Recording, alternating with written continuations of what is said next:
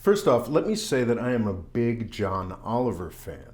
The way he really dives into an issue is superior to most comedy and honestly does a better job than most network and cable news when it comes to analyzing an issue. But when I saw that he did a video on Taiwan, as he did a couple weeks back, I had a hunch that I would have some problems with it. And I definitely did. Today I'd like to talk about what John Oliver missed about Taiwan. To start, I should point to the many things he got right. By giving the subject room to breathe, he was able to dive into the history of Taiwan and its relationship with China. Taiwan's special status was the result of a nasty civil war, and its roots were anything but democratic. He also makes the U.S.'s not particularly noble historic interest in an independent Taiwan explicit as well, which I really appreciated. You know, I do kind of miss that period of human history where the only way to learn about other cultures was to have a British man on amphetamines tell you which were the good ones and which were the baddies. Here we see Formosians living in freedom. Well, not freedom per se, but the point is they're not commies, and that's where my curiosity terminates. You'd be surprised how little basic history comes up in reporting on Taiwan. We usually just hear that Taiwan is a vibrant democracy, which it now is, and that the dastardly Chinese want to crush it. By telling more of the story, John Oliver is already leaps and bounds ahead of most reporting on the topic. And then, by closing with a simple, basic, central observation, he makes his video probably my favorite mainstream reporting on Taiwan this year. Polls have consistently shown that when they are asked about independence from or unification with China, something like 1.5% want unification with China as soon as possible, and about 6% want independence as soon as possible. But the vast majority favor some version of sticking with the status quo. This is a really fundamental thing that almost all Western commentary on Taiwan misses. There's a movement across U.S. think tanks and publications to make more explicit security guarantees to Taiwan.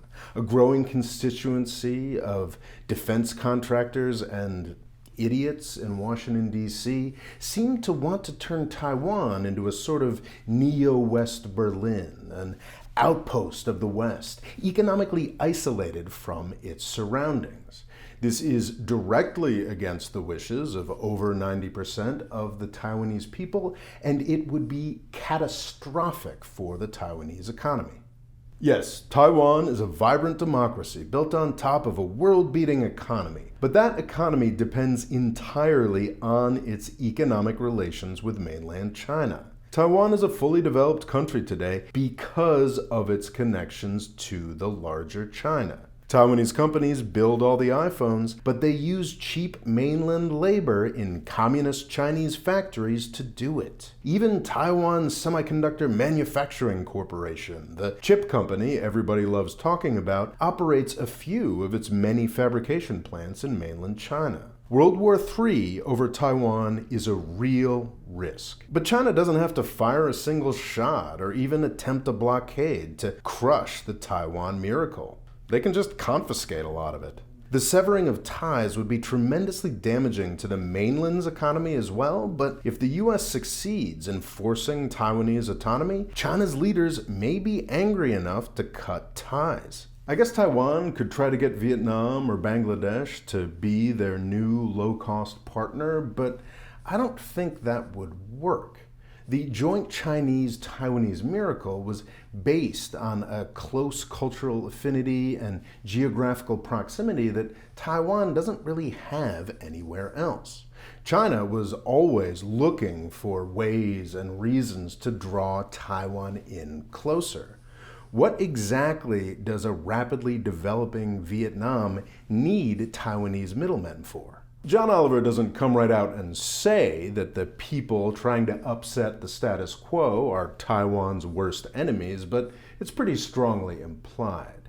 He convincingly lays out what the U.S. policy of strategic ambiguity over Taiwan is and why it's important. It's something that lets us maintain functional relations with Taiwan and still have a full formal relationship with China. It's an approach that began in the 1970s, and it was built upon a series of incredibly carefully worded statements. Oliver does a good job of portraying how frustrating and silly this policy can seem. We arm Taiwan and act to make it economically successful, but we don't have a firm commitment to its security? If China tried to invade, would we help? Or not? It's confusing, but Oliver makes it clear that it's also essential to the basic functioning of the Chinese and Taiwanese economic miracles. No one really knows. It is a willfully confusing will they or won't they dance that for 40 years has been the backbone of US-Taiwan policy. The status quo works, and John Oliver ends his video by pointing out that the vast majority of the Taiwanese people want the status quo, and we should listen to him. But things are unsettled. And this is the main thing that John Oliver's video misses. He points out that things are unsettled, but like every other piece of US media, he neglects to mention why the status quo is unsettled. The video starts with this clip from NBC. China has long viewed Taiwan as its own national territory. China's President Xi Jinping on Saturday all but declaring it policy. The complete reunification of our country must be and will be realized, he said. Does that seem weird to you? China has long viewed Taiwan as its own national territory. China's President Xi Jinping on Saturday all but declaring it policy. All but declaring it policy? In the sentence before that, she just said it has always been Chinese policy. This is the central dishonesty of US media right now. It is tying itself in knots to try to make China look like the aggressor, even though it is not China that has been upsetting the status quo at all. John Oliver's video misses this as well. At no point in the 22-minute video do we ever hear the words Donald Trump. Now, to be clear, I believe that the United States was the aggressor in the US-China relationship long before Donald Trump was president, as I laid out in this clip from last year. 2015 and 2016 were very scary years for China. Their economy's charmed life of hyper-growth was clearly ending. In 2015, the Chinese stock market crashed, and GDP growth fell below 7% for the first time in 25 years. Their great rival was headed by a charismatic international celebrity who was surrounding China in an ever-tightening web of anti-CCP allies. This alliance had just finished negotiating the Trans-Pacific Partnership, a massive trade deal designed specifically to cut Chinese exports, and they were working on an Atlantic version that would have cut China out of European trade as well. So the whole second half of the Obama administration was about encircling and containing China. But even during that pivot to Asia, most agreed on leaving the Taiwanese status quo alone. As John Oliver said, it is a willfully confusing will they or won't they dance that for 40 years has been the backbone of US-Taiwan policy. But strategic ambiguity was also the backbone of US-China relations. Before Trump, everybody understood that a peaceful, sensible containment of China would mean leaving the Taiwanese red line alone. Because everybody understood that screwing around with strategic ambiguity risked instability and maybe even violence. I wrote a long Medium post on this that I will link in the description, but it's important to understand that for half a century, the US relationship with China was based on a few pillars. The two most important are probably friendly trade policy and strategic ambiguity with Taiwan. It took me a while, but I think I now agree with Obama and Trump and Biden that the US-China trade relationship needs to be renegotiated. We have been asking the US working class to sacrifice too much for too long. But it's important to point out or re-emphasize that we are the ones changing this relationship. We are the ones who decided to kick out that central pillar of the US-China relationship.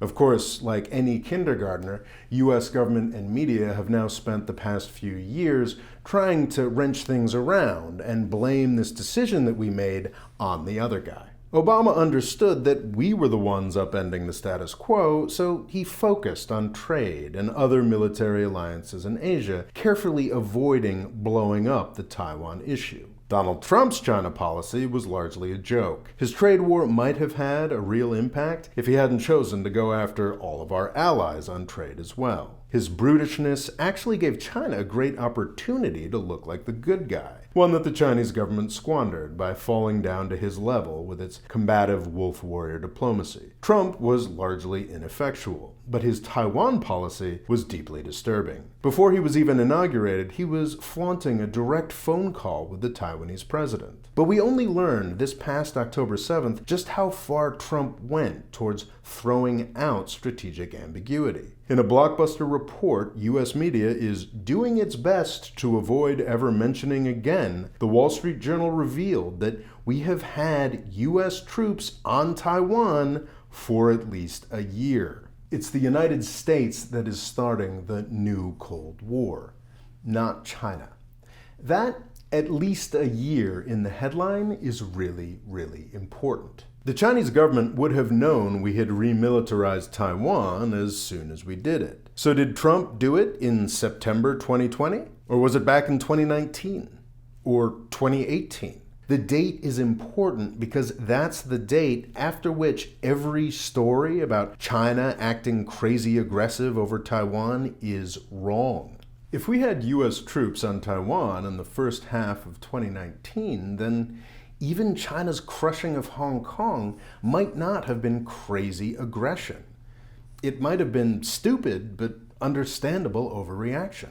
We know for sure that U.S. troops have been on Taiwan for a year, so every story in 2021 has not been about China being crazy. It's been about China reacting fairly mildly to the U.S. knocking over the other main foundation of the U.S.-China relationship. The Wall Street Journal story revealing U.S. troops on Taiwan was published on October 7th. The John Oliver piece aired on October 25th. The revelation that the U.S. has remilitarized Taiwan is the most important thing that John Oliver and his writers missed. There was more than adequate time to include this blockbuster story. I think it's fair to call leaving this story out a little dishonest. We get to hear in John Oliver's video about how China is sinisterly flying its fighter jets through airspace it shares with Taiwan, but the fact that the United States has abandoned one of the most important aspects of strategic ambiguity doesn't even get a mention? It's not a good look. In his defense, John Oliver isn't the only one who's been ignoring this vital piece of news. Almost every serious media establishment in the United States has been pretending that this story never happened. It's an extraordinary indictment of U.S. foreign policy reporting that I have higher expectations of a profanity-laced comedy show than I do of most cable and network news, but I do have higher expectations of John Oliver. And in this case, in a segment that was generally pretty good, John Oliver let me down. Hey, one final ramble on why this is so disappointing. John Oliver is kind of an influential voice in sort of liberal or democratic America. And he could have made a real positive intervention into a really stupid situation that has evolved right now. As I pointed out in this video, Trump kind of turned our Taiwan policy in a crazy direction.